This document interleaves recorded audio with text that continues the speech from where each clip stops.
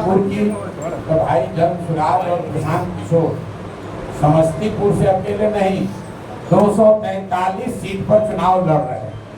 जिसको जितना दम है, जिनका नाम ले रहे हैं उनको, उनके पिताजी को, उनके पिताजी के नेता को, जिसको जितना दम है। हम तो हरनौत में गए और वहां पर उनके गांव में घुस के बताया कि यहाँ पर भी तुमने अपने लोगों के साथ कुछ नहीं किया है, अपने लोगों को कुछ उनके लिए विकास के लिए काम नहीं किया है। तो प्रशांत किशोर और जनसुराज के लोग किसी से डरने वाले नहीं है। जिसको दम हो वो आए और क्षेत्र में आजमा ले। न हम राघोपुर जाने से डरते हैं, न हरनौत कल्याण बिघा जाने से डरते हैं, न सिवान में जाकर लोगों को बताने में घबराते हैं कि मंगल पांडे किस तरह के स्वास्थ्य मंत्री हैं और लोग उनके बारे में क्या सोचते हैं। अच्छा, दलित है, इसका भी उन्होंने आरोप लगाया कि दलित हूँ इसलिए मुझे प्रताड़ित करने का प्रयास किया जा रहा है। भाई देखिए, ऐसा है, ये विक्टिम वोट दूसरे पर जाकर खेलिएगा।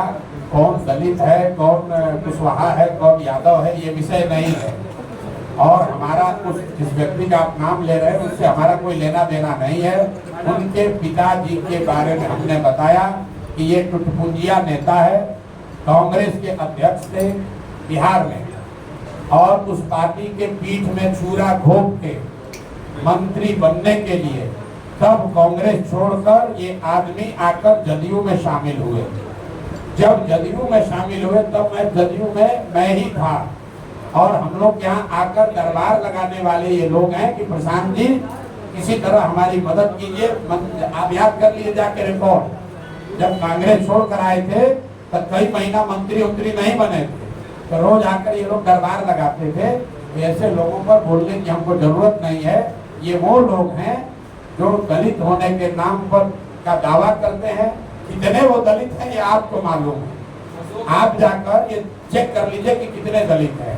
ये पूरी जनसुराज की लड़ाई किसी एक व्यक्ति के खिलाफ नहीं है, उस मानसिकता के खिलाफ है जिसमें 1200 परिवार के लोग ये समझते हैं कि हम रहेंगे, हमारे बाबूजी थे, हम रहेंगे और हमारे बाद हमारा बाल बच्चा रहेगा। आप जिस परिवार की बात कर रहे हैं, भाई साहब अपने मंत्री हैं, बेटी सांसद है दूसरे दल से, अभी दामाद को धार्मिक न्यास बोर्ड में बना दिया गया। तो पूरा बिहार यही परिवार लोग अगर कब्जा करके बैठेंगे तो दूसरे लोग कहाँ जाएंगे? दूसरे लोग कहाँ जाएंगे भाई? और अगर इतने ही आप काबिल हैं, बताया कि हम जितना प्रशांत किशोर का उम्र है इतना दिन से हमारा परिवार राजनीति करता है, बिल्कुल ठीक बात है। जितनी मेरी उम्र है उससे ज्यादा समय से ये लोग राजनीति कर रहे हैं और इसीलिए बिहार की कुव्यवस्था के लिए सबसे बड़े जिम्मेवार है। इनको बताना चाहिए कि 25-30 साल से 3 पीढ़ी राजनीति में हो, तो बताओ अगर दलित भी होने का भी दावा कर रहे हो तो बताओ कि कितने दलित बच्चों का तुमने जीवन सुधारा, कितने दलित बच्चों के लिए कुछ किया। अगर तुम 40 साल से यहाँ पर दलित की होने का दावा कर रहे हो तो बताओ कि जातीय जनगणना में, और ये आदमी एजुकेशन मिनिस्टर थे, सब लोग नोट करो भाई, यही आदमी बिहार के शिक्षा मंत्री थे 2 बरस तक। आज जातीय जनगणना जो इसी सरकार ने कराया है उसमें आंकड़ा बता रहा है कि 3% से कम, याद रखिए आप लोग भी पढ़ते होते तो है नहीं, कोई रिपोर्ट आता है तो 3% से कम दलित समाज के बच्चे ही 12वीं पास कर रहे हैं। तो अगर ये दलित हैं और दलितों के बड़े हिमायती हैं तो 40 बरस में इन्होंने दलितों के लिए क्या किया? जब ये शिक्षा मंत्री थे तो दलितों के पढ़ाई की स्थिति को सुधारने के लिए क्या किया? अरे भाई, दलित होने के नाम पर रिजर्व सीट से लड़ते हो और अपने पिताजी के नाम पर आप आए और आपके नाम पर आपके दूसरे पीढ़ी के बच्ची और दामाद आ रहे हैं, उसके बाद उनके बच्चे आएंगे। अब बिहार के जो 2 करोड़ दलित हैं वो कहाँ जाएंगे? ये प्रशांत किशोर डरने वाले नहीं है। हमको कहा कि मानहानि का मुकदमा कर देंगे, मुकदमा किए हैं, मुकदमा किए हैं ना, अब कोर्ट का फैसला आने दीजिए, दूध का दूध पानी का पानी हो जाएगा। आपको आ रहा है अशोक चौधरी, हम कैमरे पर कह रहे हैं अशोक चौधरी का क्या है? कैमरे पर कह रहे हैं नीतीश कुमार का मानसिक हालत ठीक नहीं है, नीतीश कुमार मानसिक तौर पर स्वस्थ नहीं है। इससे बड़ा तो कोई मानहानि नहीं होगा। अगर दम है तो नीतीश कुमार और पूरी सरकार मिल के प्रशांत किशोर पर मानहानि का केस करे कि प्रशांत किशोर गलत बोल रहे हैं, नीतीश कुमार मानसिक तौर पर स्वस्थ है, प्रशांत किशोर कह रहे हैं कि नीतीश कुमार मानसिक तौर पर स्वस्थ नहीं है, तब है तो मानहानि का केस करके दिखा दें, पता चल जाएगा अभी सामने। प्रशांत जी, जनसुराज पार्टी के भविष्य से जुड़ा हुआ प्रश्न है कि अगर यहाँ जनसुराज पार्टी के भविष्य से जुड़ा हुआ प्रश्न है कि आप जिस तरह से बिहार में विकल्प के तौर पे उभरे हैं, अगर तो रहे ना कि उभरे हैं। जिस तरह से उभरे हैं, अगर महागठबंधन के घटक दल जो राष्ट्रीय कांग्रेस पार्टी है, अगर वो चुनाव बिहार में अकेले लड़ती है, तो फिर आपको आप तो चुनाव रणनीतिकार है, कैसे उसको देखते हैं और कैसे उसका सामना करेंगे? ऐसा है, अगर आप हमको रणनीतिकार मानते भी हैं तो हम 3 वर्ष से एक ही रणनीति बना रहे हैं कि बिहार की स्थिति को बदला कैसे जाए।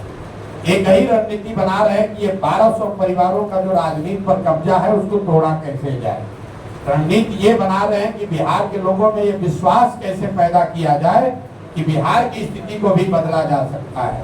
रणनीति ये बना रहे हैं कि बिहार में भी देश की सबसे अच्छी शिक्षा व्यवस्था अगले 10 साल में कैसे बनाई जाए, और सबसे बढ़कर रणनीति ये बना रहे हैं कि बिहारियों का खोया हुआ सम्मान कैसे वापस कराया जाए, कैसे बिहार में ये व्यवस्था बनाई जाए कि बिहार का कोई भी बच्चा, इसको याद रखिए, सारी समस्या एक और सबसे बड़ी समस्या है कि बिहार का कोई भी बच्चा बिहार से बाहर रोजी रोजगार करने के लिए मजबूरी में गाली सुनकर नहीं जाएगा।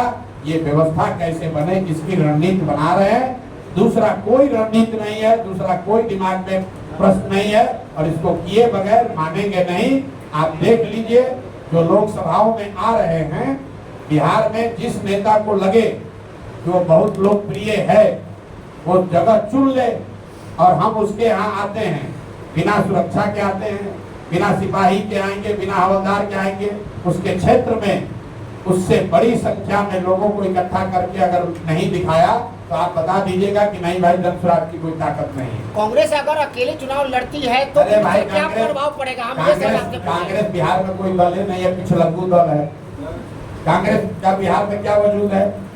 30 वर्ष से जो पार्टी लालू जी का झोला ढो रही है, लालू जी की तबीयत खराब हुई तो तेजस्वी का झोला ढो रहे हैं, उस दल की आप बात करते हैं।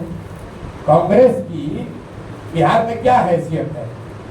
अगर कांग्रेस की हैसियत है, राहुल गांधी को कूदा है, राजनीति कूदा है, कहते हैं ना कि डरो मत, राहुल गांधी कहते हैं डरो मत, तो हम भी कह रहे हैं भैया डरो मत, है हिम्मत तो बिहार में अकेले चुनाव लड़के दिखा दो, है हिम्मत तो लालू जी कल अम्बेडकर बाबा साहब के फोटो के सामने पैर रखे थे, उस पर बयान देके दिखा दो। करते हो ना डरो मत, तो दिखाओ बयान देके कि तुम्हारे तेलंगाना के चीफ मिनिस्टर ने, रेवंत रेड्डी ने कहा, याद रखिए, कांग्रेस के मुख्यमंत्री ने कहा वीडियो पर कि बिहारियों का डीएनए है मजदूरी करने का, बिहार के लोग मजदूरी करने के लिए पैदा हुए हैं। तो अगर नहीं डर रहे हो, हिम्मत है, बिहार में आते हो, तो बताओ कि तुमने तेलंगाना के मुख्यमंत्री के इस बयान पर क्या जवाब दिया, क्या कार्रवाई की। अगर बिहार के लोग मजदूरी करने के लिए पैदा हुए हैं तो भाई तुम बिहार में वोट लेने काहे आए हो? तेलंगाना में ही राजनीति करके देख लो।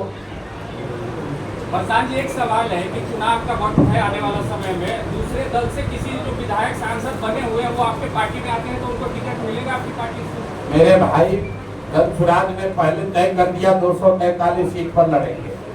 जनवरी से लेकर आवेदन हम लोग लेना शुरू कर दिए। बाजाबता 21,000 रुपया ले रहे हैं, कोई ये भी नहीं है कि मुफ्त में नहीं, 21,000 रुपया जमा करके लोग आवेदन दिए। जो आवेदक है वो पर टेबल के नीचे नहीं, कमरे में बात के आधार पर नहीं, अपने क्षेत्र में फोटो, बैनर, पोस्टर लगाया है, उस पर लिखा है संभावित उम्मीदवार जनसुराज। क्यों कराई गई ये व्यवस्था? ताकि क्षेत्र की जनता देखे कि कौन लोग हैं जो जनसुराज से उम्मीदवार हो सकते हैं। जब सर्वे हो रहा है, हम खुद जा रहे हैं, संगठन के साथी उसमें जुड़े हैं, वो बता रहे हैं कि भैया ये जो 5 आदमी घूम रहा है, इसमें कौन सबसे अच्छा व्यक्ति है। जिसको जनता सबसे अच्छा बताएगी, वो चाहे कमजोर हो या मजबूत हो, लड़ेगा वही जो जनसुराज का हिस्सा है। दो चार कहीं अपवाद हो जाए उसकी बात नहीं है, लेकिन 243 में 90% लोग वही चुनाव लड़ेंगे जो पहले चुनाव नहीं लड़े हैं, किसी राजनीतिक व्यवस्था से नहीं जुड़े रहे हैं और जन स्वराज के इस विचार को, प्रयास को घर घर पहुंचाने में गमला लगाए हैं। इतना बात तो बिहार में सब आदमी जानता है कि बिहार में किसी के पास इतना संसाधन, इतना दम नहीं है कि वो प्रशांत किशोर और जन स्वराज के ईमान को खरीद सके। तो जन स्वराज में टिकट वही पाएगा जिसको जनता चाहेगी, ये बिल्कुल स्पष्ट आप मान लीजिए। ठीक है भैया, खत्म किया जाए।